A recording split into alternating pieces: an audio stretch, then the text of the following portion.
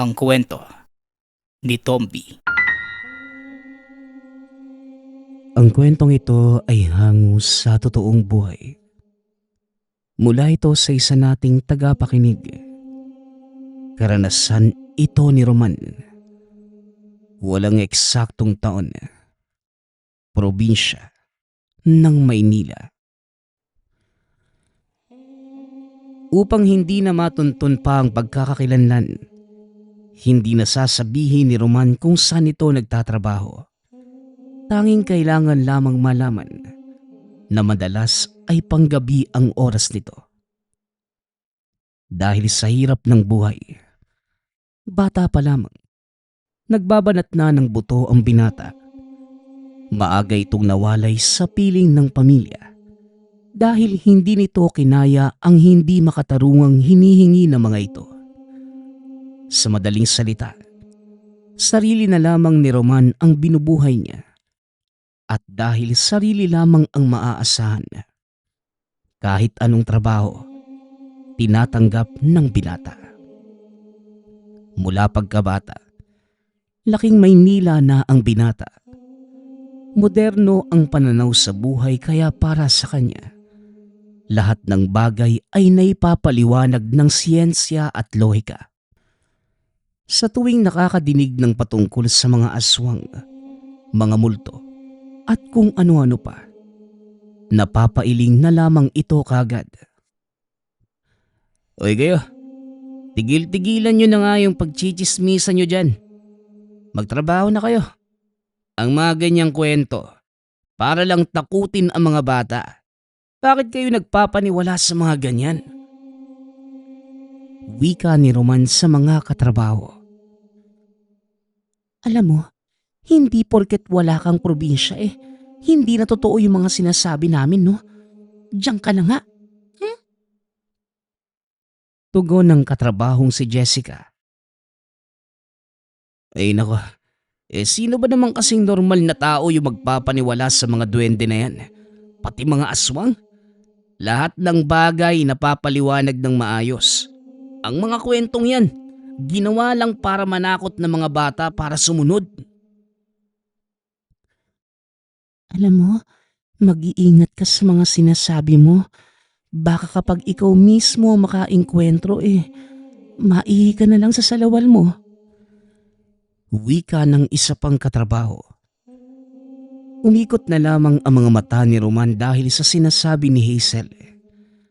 Hindi na siya nakipagtalo pa, lalo na't walang saysay makipagtalo sa taong hindi makikinig sa rason. Nakaugalian na ni Roman umuwi ng 10 oras ng gabi. Meron pa rin namang mga sasakyan.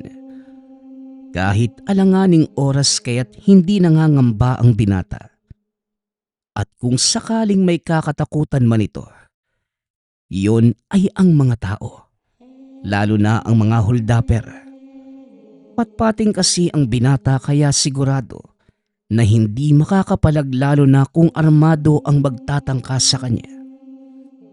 Gabi-gabi, habang naglalakad si Roman papunta ng sakayan, palagi niyang nadadaanan ang mga pulubi sa kanto. Natutulog sila sa malamig na karton, marurumi at halos walang makain. Kaawa-awa man ang kanilang kalagayan. Matagal nang tumigil si Roman sa pagbibigay ng limos. Minsan na kasing naranasan ng binata na magalit sa kanya ang ilan kapag pagkain ang inaabot, na tila ang tanging nais talaga nila ay pera. At sa isip ng binata, maaaring mapupunta lamang yun sa bisyo o kung anong ipinagbabawal na gamit. Kaya tuluyan na niyang isinara ang kanyang palad. At ang pinakamasaklap, nasaksihan mismo ni Roman ang isang batang nanlilimos na dinuraan ang pasahero sa jeep dahil piso lamang ang ibinigay. Dito niya tuluyang napatunayan ang kanyang paniniwala. Hindi lahat ng mukha ng kahirapan ay inosente. Hindi lahat ng pulubi ay biktima. at may ilan na sila mismo ang pumipili ng kanilang kapalaran. Kaya't nagpatuloy ang ganong sistema ni Roman. Trabaho bahay lang hanggang sa makapag-ipon at makahanap ng malilipatan. Ngunit isang gabi, nagbago ang lahat. Si Totoy, isa sa mga katrabaho ni Roman. Bagamat hindi sila magkaibigan, kilala niya ito. Kung ilalarawan ang katrabaho, makulit, palabiro, at may bahid ng kabastusan. Ilang ulit na itong napagsabihan na maghinay-hinay at pumili ng taong bibiruin. Dahil hindi lahat ay natutuwa sa kanyang mga biro. Ngunit tila parang sadyang matigas ang ulo nito at patuloy pa rin siya sa gawain na tila walang pakialam kung may nasasaktan man sa mga sasabihin. Madalas silang magkasabay pauwi, lalo na't halos magkapit-bahay lang pala ang dalawa. Ganun pa man, nananatili ang katahimikan sa pagitan ng dalawa. Walang usapan, walang kibuan, at walang palitan ng tingin. Na para bang dalawang estrangherong naglalakad sa iisang landas, ngunit walang balak na magtagpo ang mundo. At habang naglalakad sa isang madilim na bahagi ng kalsada, merong isang matandang lalaki, payat, madungis, at halos hindi makatingin ng diretsyo sa dalawa. Nakaluhod ito sa gilid ng kalsada. Nakalabas ang palad. Sa gilid ay may maruming baso. Nanghihingi ng kaunting barya. Hindi alam ni Roman kung bakit ito napatingin sa matanda. Madalas ay diretso lamang ang kanyang mga mata sa kalsada. Ngunit sa hindi malamang dahilan ng mga oras na yun, tila may munting tinig na bumubulong na magbigay ito kahit papano. Bagamat wala sa karakter, huminto ang binata, dumukot sa bulsa at kumuha ng 10 piso. Dahan-dahang umangat ang ulo ng matanda. Ang kulubot nitong muka ay unti-unting naghulma ng ngiti. Maraming salamat, iho. Ang isang bariyang mula sa puso ay mas mabigat kaysa gintong walang malasakit. Wika ng matandang nanlilimos. Halos kilabutan si Roman sa boses nito. Kagad umalis ang binata. Nang mga oras na yon, hindi niya alam kung tama ba ang ginawa dahil parang hindi mabuti ang binabalak na matanda. Sigurado itong merong kakaiba sa matandang yon. At kung ano man ito, nagpapasalamat si Roman na nakinig siya sa kutob. May distansya na ang binata sa matanda nang madinig nito ang pamilyar na boses ng katrabaho. Ano ba naman yan? Nakaharang ka na nga sa daanan. Ihaharang mo pa yung kamay mo sa akin. Hoy tay, tigilan nyo nga yung pagdadrama nyo. Walang makain. Ang sabihin nyo, tamad lang kayong magbanat ng buto. Mga parasito sa lipunan. Sigaw ni Totoy, sabay sipa sa baso ng matanda. Maraming napatingin sa direksyon ni Totoy at ng matanda. Pasensya ka na, iho. Hindi naman kita pinipilit magbigay. At totoong iniwan na ako ng pamilya ko. Kaya nandito ako sa kalsada. Nakikita mo naman ang itsura ko. Hindi ko na kayang magtrabaho. Kaya pasensya na. Pagpapaliwanag ng matanda. Nanginginig ang boses nito at maraming naaawa sa kwento ng lolo. Lahat ng kilabot na naramdaman ni Roman ng panahong yun. Dali-daling nawala, lalo na't nadinig nito ang dahilan kung bakit nasa kalsada ang matanda. Bumalik ang binata para abutan sana ito ng pagkain.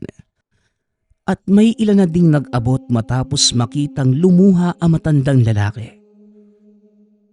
Pagpasensyaan niyo na po yun, Tay. Ito po, sana tanggapin niyo. Ito rin po, Lolo. Sana po makatulong kahit papano. Ay nako, bastos talaga yung batang yon. Walang boto. Oo nga eh. Dapat hindi na lang pinansing kaysa sigawan pa si Lolo. Pag-uusap ng mga tao sa lugar. Tandaan sana niya na ang dila ay sandata at sa bawat salitang walang pakundangan, may sugat na hindi kagad naghihilom. Wika ng matanda. Pinunasan nito ang mga luha at taimtim na nagpasalamat sa mga tumulong sa kanya. Nang makaalis na ang karamihan, humabol si Roman upang iabot ang tinapay na dala mula sa trabaho.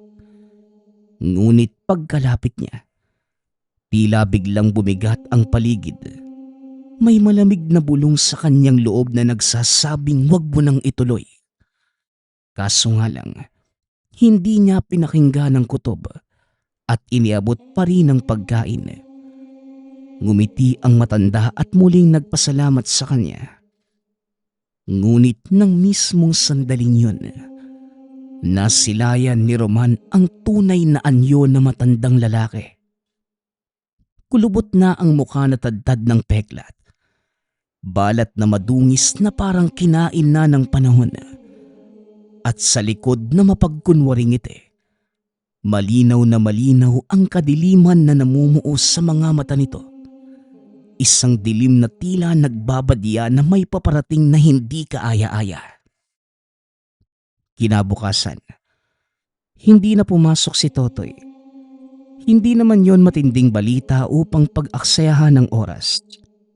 Kaso nga lang, nang isang linggo na ang lumipas at walang kahit anong balita sa kanya, doon na nag-alala ang ibang katrabaho. Nako, baka nakahanap na ng katapat niya. Kayo, ano kayang tingin niyong nangyari kay Totoy? Tanong ni Hazel. Hindi man sumali sa usapan si Roman, bukas naman ang mga tenga nito sa impormasyon. Ayon sa balita, mula sa mga katrabaho, nagising na lamang ito na may mga sugat at pasa sa buong katawan. Parang binugbog ng hindi man lang natatamaan. Nung una, hindi niya ito pinapansin. Ngunit nang tumagal, halos hindi na makatayo ang binata. Isang gabi, bago tuluyang makarating sa tahanan, biglang may humila ng napakalakas kay Roman. Dinala ito sa isang madilim na eskinita. Gulat at takot na takot ito. Holdapper. Yon ang nasa isipan ng binata. Kagad nitong binigay ang mga gamit. Ito na lang yung meron ako. Huwag mo lang ako sasaktan. Wika ni Roman habang itinataas ang mga kamay sa ere. Inalis ng lalaki ang telang nakabalot sa katawan at ulo. Shh. Sandali lang. Ako lang to. Alam kong hindi tayo magkaibigan. Pero sana tulungan mo ako. May nangyayari sa akin. Simula nung gabing yun, yung may matandang pulubi. Nandun ka. Sigurado kung sinumpa ko ng matandang yun. Wika ng lalaki. Kagad naman itong nakilala ni Roman. Si Totoy. Nung una ay hindi pa niya ito nakilala. Napakalayo na ng itsura nito sa dating Totoy na nakikita. Ang dati makisig at matipunong katawan, puno ng yabang at sigla, ay ngayon naging butot balat na parang nilantang gulay. Na para bang bawat patak ng dugo at lakas ay sinipsip ng isang hindi maipaliwanag na kapangyarihan. Ang balat niya'y hindi lamang kulubot, kundi nagmistulang tuyong balat ng bangkay. Sa ilang bahagi ay nagbibitak-bitak naglalabasan ang mapupulang ugat na tila gumagapang sa ilalim ng kanyang laman. Ang dating kayumangging balat, naging kulay itim na parang sinunog ng araw at uling, habang ang kanyang mga mata halos hindi na maibuka. Namamaga ang talukap, namumula ang puti, at kapag sumilip, ang mga itim ng matay parang naguhugas ng usok. Malabo na parang may katarata at walang kaluluwa. Sa tuwing gagalaw ito, may madidinig na parang may hinang kaluskos na tila ba nababasag ang kanyang mga buto sa bawat pagkilos. Higit sa lahat, ang kanyang bibig, tuyot at puno ng sugat. Kapag nagsasalita ay dumudugo ang gilid ng labi. At sa halip na tinig ng dating mayabang na totoy ang lumalabas, isang garalgal na boses na parang galing sa hukay. Ang kanyang amoy ay matapang na parang merong nabubulok na karne. Umaalingasaw na tila siya'y unti-unting nabubulok kahit buhay pa. Para itong kinain mismo ng dilim. Isang bangkay na naglalakad. Isang nilalang na hinuhubada ng dignidad at pagkatao ng isang mabangis na mangkukulam. Kung ano-ano nang nadidinig ko tuwing gabi, ang daming bumubulong at hindi maganda ang mga sinasabi nila. Sa salamin, hindi ko na makita ang sarili ko. Ang mga pagkain ay parang abo na sa bibig ko. At tuwing gabi, dumadalaw siya.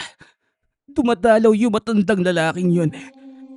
Hindi ako makagalaw sa kinahihigaan ko. At nakaupo siya sa isang sulok ng kwarto ko.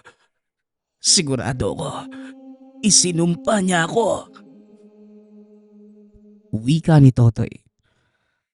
Kahit kailan, hindi naniniwala si Roman sa mga kulam, sumpa o anumang galing sa mundo ng pamahiin.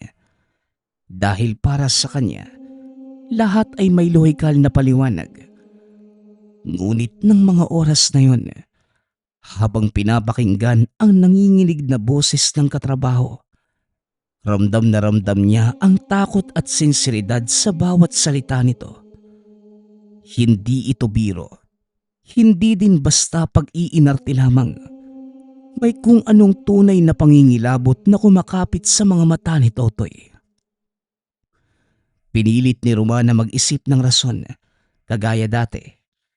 Maaring sakit, maaring epekto na matinding pagod, maaari ding stress. Subalit anuman ang ilistang paliwanag sa isipan, wala ni isa ang kayang magtulak upang ganito kalubha ang itsura ng tao. At doon na tuluyang gumapang sa dibdib ni Roman ang isang katotohanan na ayaw pa sana niyang tanggapin. May mga bagay na hindi kayang ipaliwanag ng lohika. At minsan ang nakikita ng mga mata mas matindi kesa sa alinmang paliwanag na kaya mong buuin. Hindi alam ni Roman ang mararamdaman ng mga panahong yun.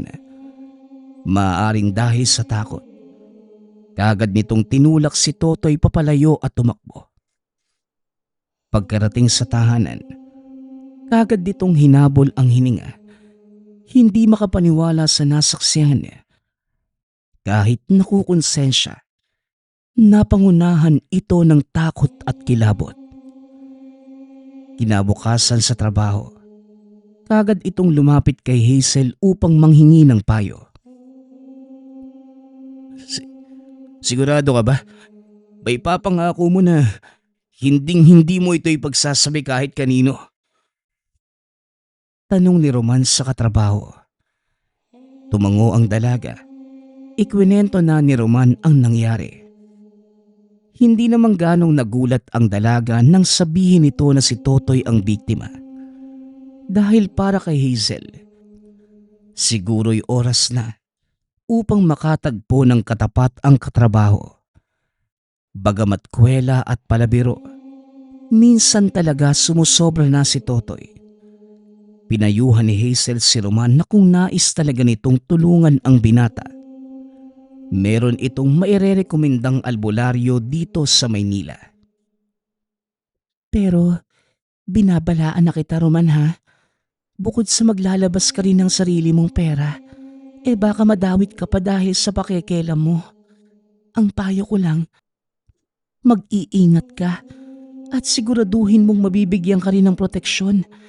Hindi biro ang mga ganitong bagay, Roman. At kahit hindi ka naniniwala, hindi ibig sabihin na hindi totoo ang kulam, ha? Pagpapaalala ni Hazel. Maraming salamat ulit, Hazel. Tugon ni Roman. Nang gabing yun, nagpaalam na ang binata na baka ilang araw itong hindi muna makakapasok sa trabaho. Hinanap nito si Totoy upang puntahan ang albularyong sinasabi ni Hazel.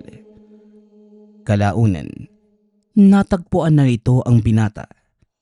Nakaupo sa malamig na semento, balot na maduming tela at madumi. Halos hindi na talaga ito makilala. Mas lumala pa ang itsura at kaawa-awa na ang postura. Tinignan lamang siya ng binata. Hindi nagsasalita at tila sumuko na lamang sa buhay. Totoy, alam ko mabigat yung pinagdadaanan mo. Pasensya ka na sa mga nagawa ko noon. Napangunahan lang talaga ako ng takot Pero nakahanap na ako ng paraan. Kung papayag ka, gusto kitang tulungan. May nirekomenda si Hazel na isang magaling na albularyo. Baka siya na yung makalutas ng problema mo. Wika ni Roman. Hindi na sumagot pa si Totoy. Ngunit sapat na ang mga luha sa mata upang magsabi ng pasasalamat. Dito na nagsimula ang kakaibang tambalan ng dalawa. Bagamat magkaibang tao, iisa lamang ang kanilang layunin. Naglakbay sa Quiapo ang dalawa upang hanapin ang albularyo. Makalipas ang ilang oras, kalaunan ay nahanap na din nila si Mang Gomez. Hindi na makapagsalita pa ng tuwid si Totoy. Tanging emosyon na lamang ang kaya nitong ipakita sa mukha. Kaya naman si Roman na mismo ang nagsiwalat na mga pangyayari. Matapos makinig sa kwento, ang tanging sinabi na lamang ni Mang Gomez, ang sumpang binigay sa kaibigan mo, hindi lamang ordinaryong sumpa. Hindi ito basta-basta na aalis ng dasal o gamot. May iniwang marka sa kanya ang matanda. Dahil hindi lamang siya basta pulubi, kundi isang mangkukulam na tagapagsubok ng puso. Tanging kabutihang loob at tunay na paghingi ng tawad lamang ang makakapawi nito. Pagpapaliwanag ni Mang Gomez. Kung ganun po, Manong, ano pong dapat naming gawin para matanggal na yung sumpa?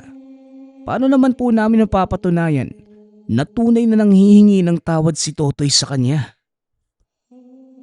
Tanong ni Roman. Merong 3 hakbang na pwedeng gawin ng binata upang gumaling ito kagad. Una, kailangan niyang magpakumbaba sa matanda at hingiin ang kapatawaran nito kahit hindi niya makita. Ikalawa, mag-alay ng tulong sa kapwa, hindi lamang sa salapi o pagbibigay ng kahit anong bagay. Kailangan bukal ito sa kalooban at tunay na nangangailangan ang mapagbibigyan. At ikatlo, kailangan itong magbigay ng sakripisyo, isang bagay na tunay na mahalaga sa kanya. Pagpapaliwanag ni Mang Gomez sa dalawa. Hindi makapaniwala si Roman sa nadinig. Laking pasasalamat talaga nito dahil kung sinundan lamang niya ang nakagawian, maaaring natulad na rin siya kay Totoy. Dahil hindi rin naman ugali ni Roman na magbigay sa mga pulubi. Hindi lahat ng sumpa ay galing sa galit. Minsan, galing ito sa hamon ng kapalaran. Susubukin ka muna bago ka bigyan ng awa. Muling wika ni Mang Gomez. Napatingin muli ito sa albularyo. Napaisip ko maaaring nababasa nito ang kanyang isipan. Ngumiti lamang ang matanda at nagbayad na si Roman sa serbisyo. Nagpasalamat at nagpaalam na ang dalawa. Nang gabing yun, muling hinanap ng dalawa ang matandang lalaki. Ngunit sa kanto kung saan nila ito unang natagpuan, ni anino ay hindi na muling nagpakita.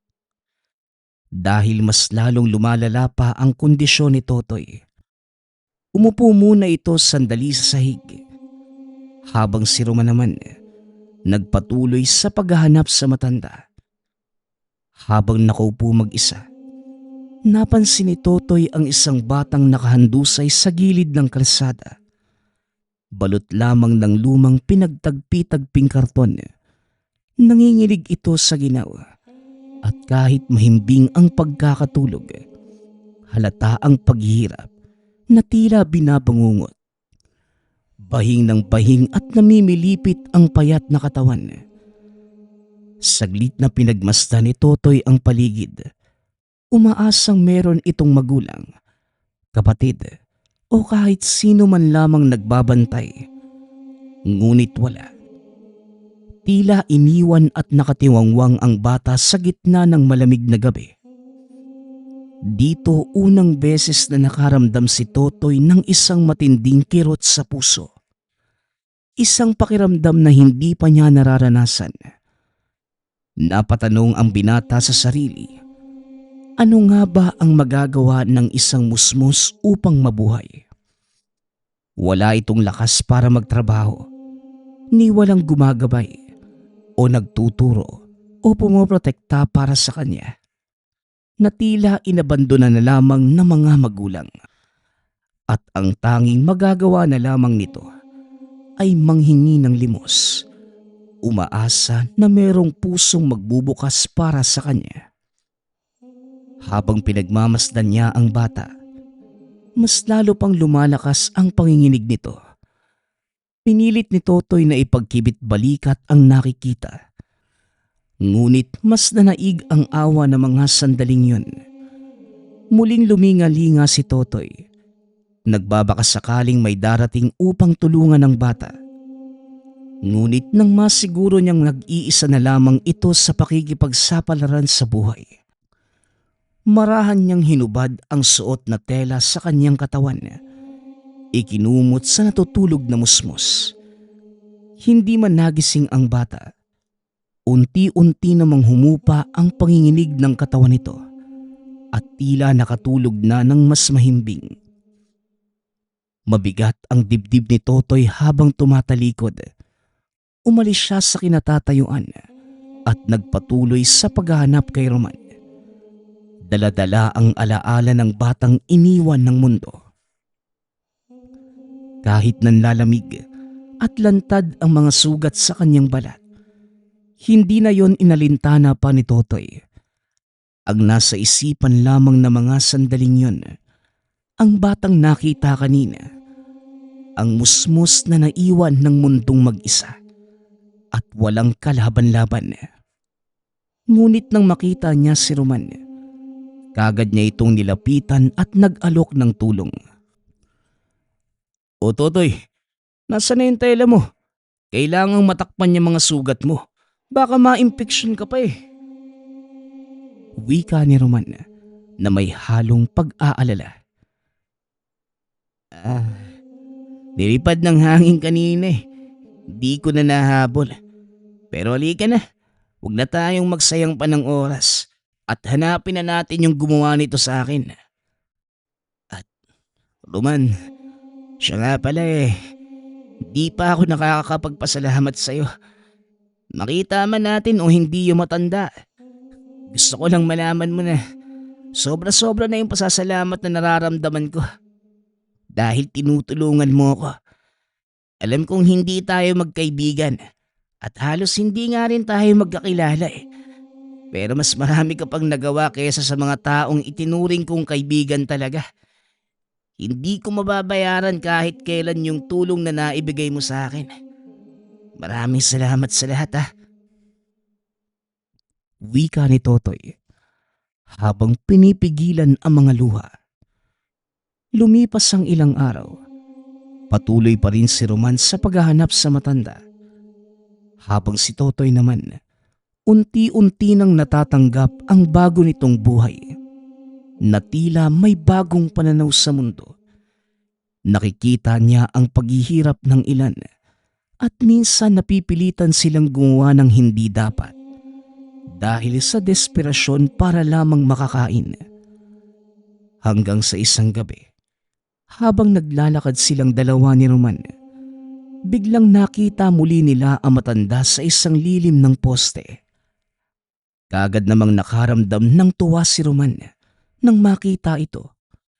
Ngunit si Totoy, tila hindi maipinta ang muka. Nagpakilala si Roman at nanghingi ng tawad para kay Totoy. Nag-abot pa nga ito ng mga pagkain at pera bilang alay, simbolo ng paghingi ng kapatawaran. Nakatitig lamang ang matanda kay Totoy. Tahimik at hindi rin mabasa ang muka. Iniisip ni Roman na marahil ayaw tanggapin na matanda ang anumang alay sapagkat hindi ito galing kay Totoy mismo.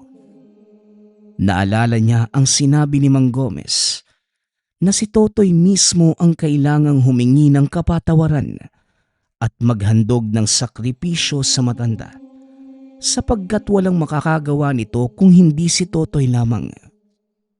Ngunit ano nga bang maibibigay ng binata? Wala na itong mga ari-arian. Halos wala na ding maayos na damit at ni isang gamit ay wala siyang dala. Ang tanging natitira na lamang sa kanya ay ang sarili. Nahubad sa karangyaan. Nagulat si Roman nang biglang lumuhod si Totoy sa harapan ng matanda. Walang luha na tumulo. Walang galit na sumiklab. Sa halip, isang mapayapang ngiti ang gumuhit sa kanyang labi. Tay, maraming salamat po sa inyo. Dahil sa halip na parusahan niyo ako, binuksan niyo yung mga mata ko.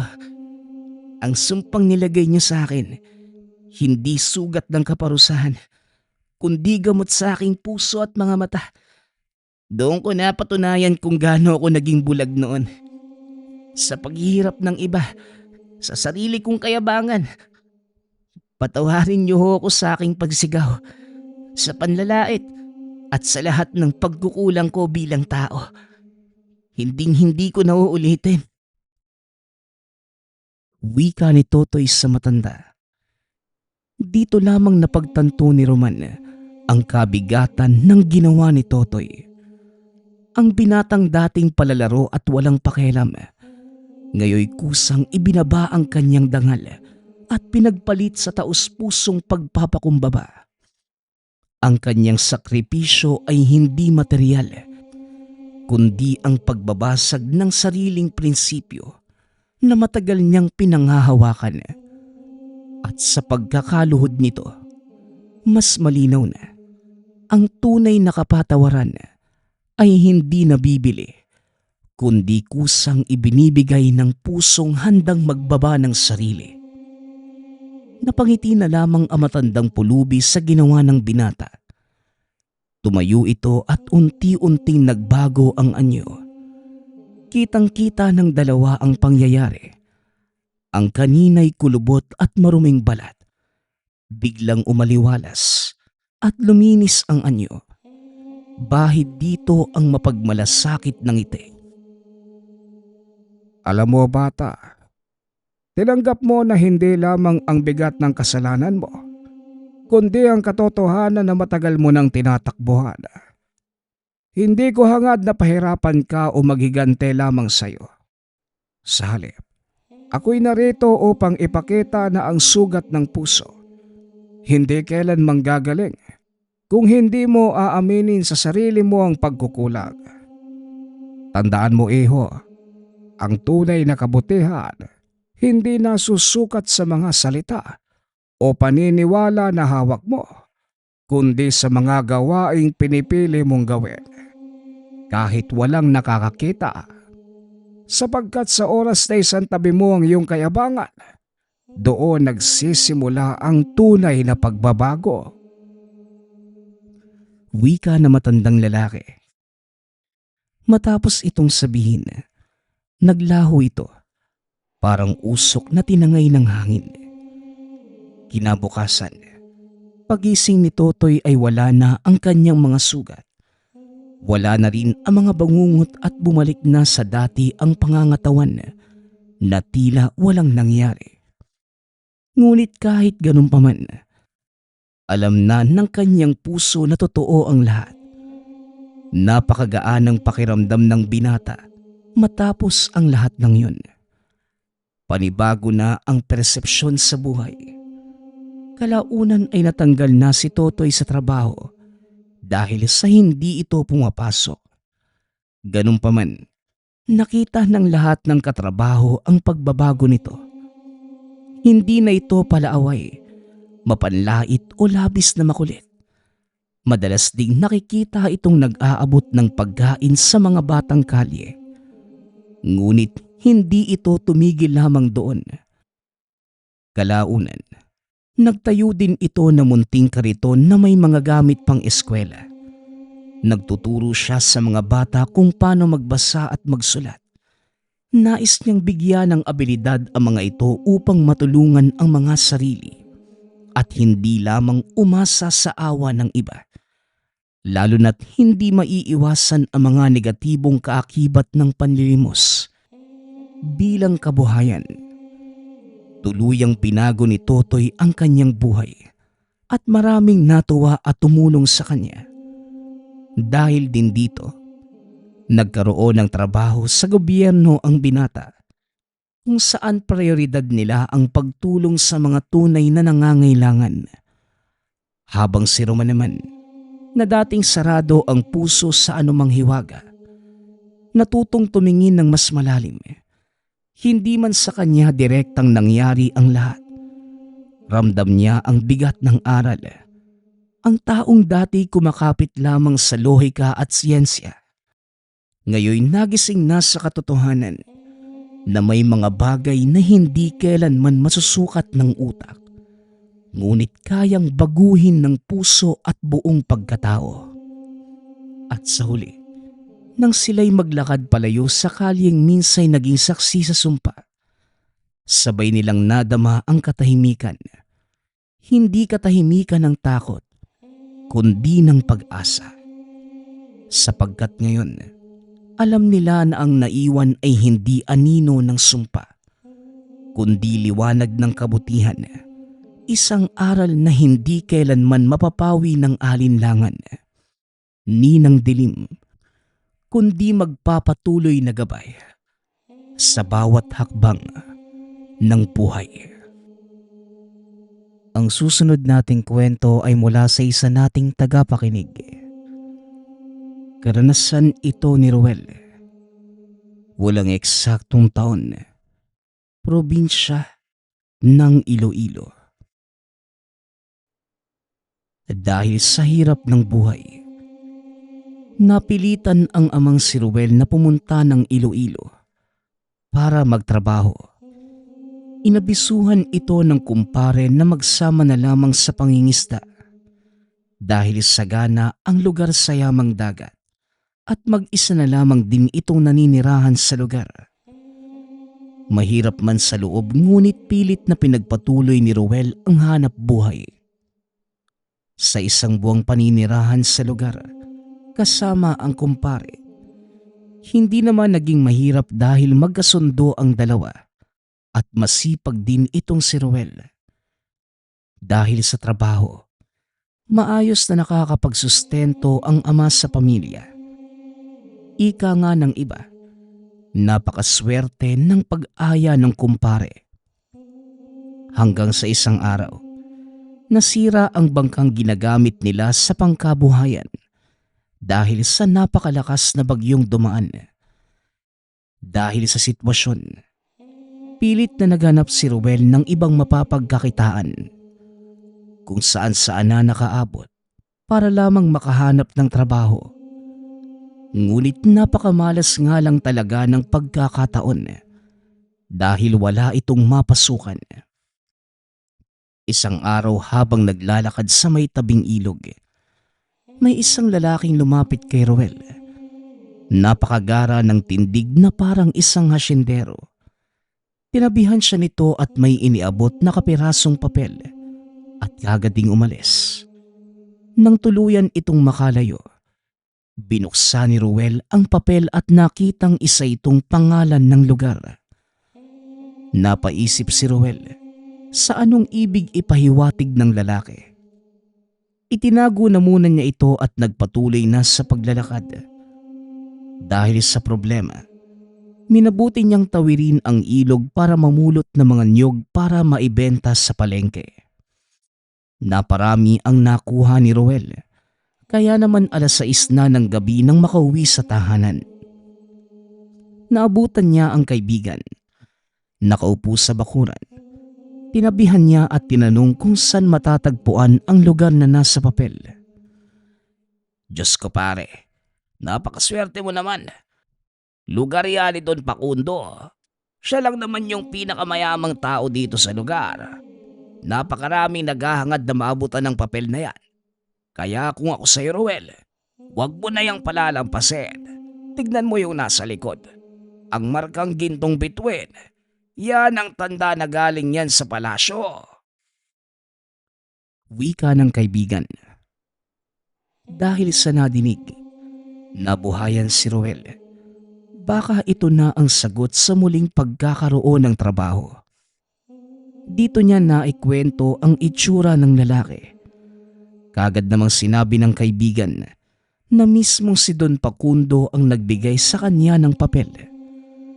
Kaya kinaumagahan, maagang sinamahan ng kaibigan si Ruel at pagkarating sa tahanan ni Don Facundo, kagad na umalis ang kaibigan. Namangha si Ruel dahil para itong palasyo. Sobrang lawak ng sakop at sa parteng gilid ay may nagsisitaasang puno ng niyog. Nagsimula nang magtawag si Ruel sa loob at maya-maya pa may isang binatang lumabas at kagad naman siyang pinapasok. Habang naglalakad, hindi niya maiwasang mamangha dahil sa napakagara ng mga kagamitan. Ngunit kakibat nito ang napakasangsang na amoy kaya pilit niyang pinigilang huminga. Nang makarating sa kusina, naabutang kumakain si Don Facundo. Nagbigay galang naman si Ruel. Pinaupo at inutos na sumabay na sa pag-aalmusal. Kaya naman napakain na si Ruel. Nagkaroon ng katahimikan sa lugar at nang matapos, tumayo at naglakad na din si Don Facundo. Nakasunod lamang si Ruel. Dinala ito sa likod ng palasyo at dito nasilayan ang napakalawak na pagawaan ng uling. May 3 napakalalim na hukay. At sa ibabaw nito, may mga kawayan na nakapormang malabanig. Sa gilid naman, may mga bunot ng niyog at mga bao kaya napatanong si Ruel kung pagkukobra ba ang kanyang gagawin. Magmula sa araw na ito, itatalaga kita sa paggawa ng uling. Yan ang iyong magiging trabaho sa araw-araw. Kinakailangan makagawa kayo ng 3 sakong uling sa bawat araw. Pero huwag kang mag-alala. Tuturuan ka naman ni Adan na magiging kasama mo sa trabaho. Wika ni Don Facundo. Nang akmang magtatanong pa sana si Ruel kung saan ginagamit ang mga uling, tumalikod na ang amo at naglakad na papasok. Dala ng kuryosidad, nagtataka itong nagtanong sa makakasama, ngunit hindi naman ito tumugon.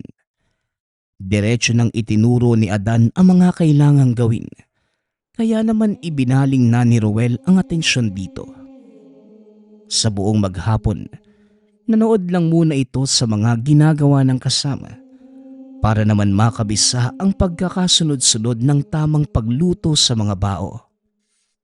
Nakuha namang kagad ito ni Ruel.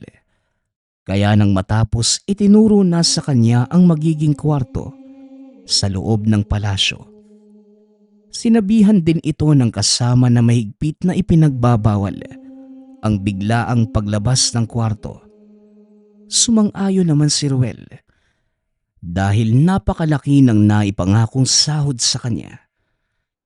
Sa pagmamasid sa mga kwartong malapit sa tutuluyan, nakita ni Ruel ang mga nakatambak na mga uling. Kaya nagtataka kung para saan ba gagamitin. Napaka-imposible naman kung ito lamang ang kabuhayan ng napakayamang amo. Maya-maya pa'y pumasok na din sa kwarto at nakatulog namang kagad dahil sa pagod sa maghapon. Kinaumagahan, nag-umpisa ng magtrabaho si Ruel. Naging madali na lamang dahil sa matyagang pagtuturo ni Adan. Magmula ng araw na yon, naging maayos ang naging buhay ni Ruel. Regular na din na nakakapagpadala ng pera sa pamilya. Mabait naman si Don Facundo dahil napaka maalaga nito sa mga tauhan. At dahil doon, naging panatag ang loob ni Ruel. Hanggang sa lumipas pa ang 4 na buwan, dito na unti-unting napapansin ang kakaiba sa loob ng palasyo. Bukod sa nakasanayang masangsang na amoy, merong mga gabing nakikita ang amo na pumupunta sa likod ng tahanan tuwing bandang 12:00 ng gabi. Kaya naman, napapaisip si Ruel sa pakay nito. Ngunit hindi naman magawang sundan dahil sa takot na mahuli at matanggal sa trabaho.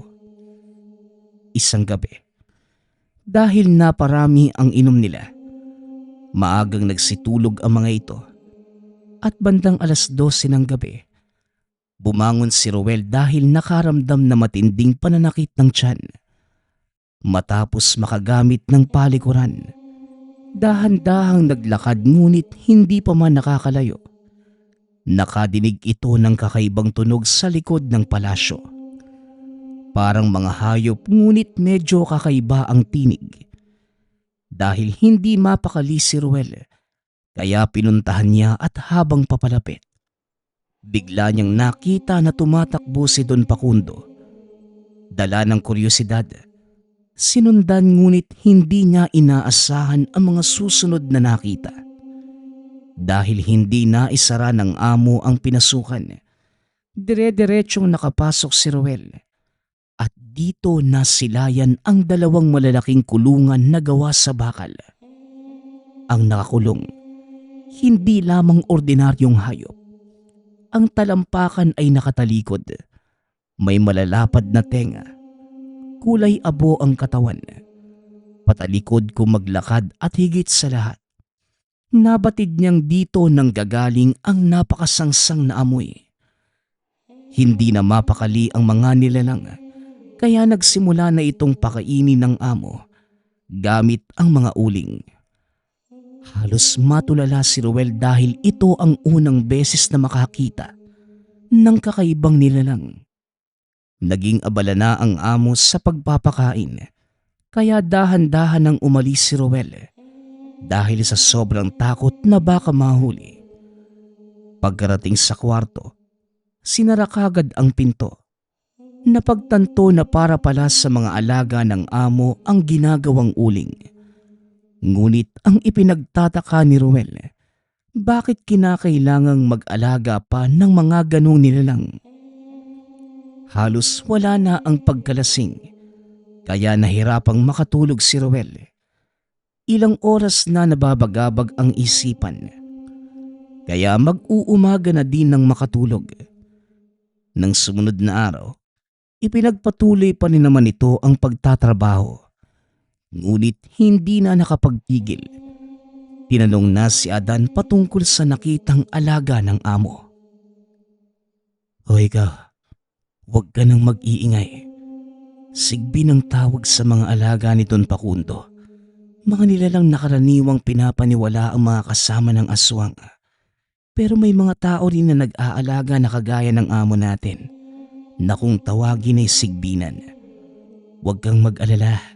Mabait naman si Don Facundo at hindi niya ginagamit yung mga yan para makaperwisyo ng iba.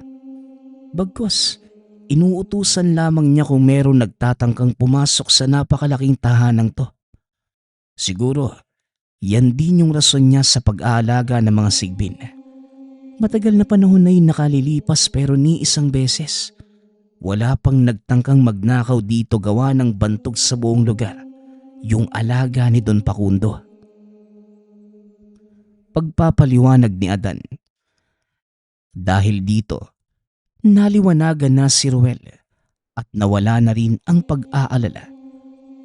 Simula ng araw na yun, naging bukas na ang isipan ni Ruel patungkol sa tunay na kalagayan ng pinagtatrabahuhan. At dahil sa hindi naman di natatakot ang mas batang kasama, hindi na din nabahala si Ruel. Matagal na panahon siyang nagserbisyo sa tahanan ng amo. Naging normal na lamang sa kanya ang nakikitang mga alaga at wala namang ginagambala ang mga sigbin. Dahil kagaya ng sabi ni Adan, sa mabuting paraan lamang ito ginagamit ni Don Facundo. Ayon kay Ruel, ang tanging naging dahilan ng paglisan niya sa lugar noong magsimulang magkasakit na ang asawa. Sa tagal niyang nakita at nakasama ang mga sigbin, hinding-hindi nito makakalimutan na minsan magkaroon ng among may sigbinan. Nagpapasalamat nga pala ako sa lahat ng sumusuporta sa ating channel. Nawa ay patuloy niyong suportahan at pakinggan ang ating mga kwento. Hanggang sa muling pakikinig. Paalam.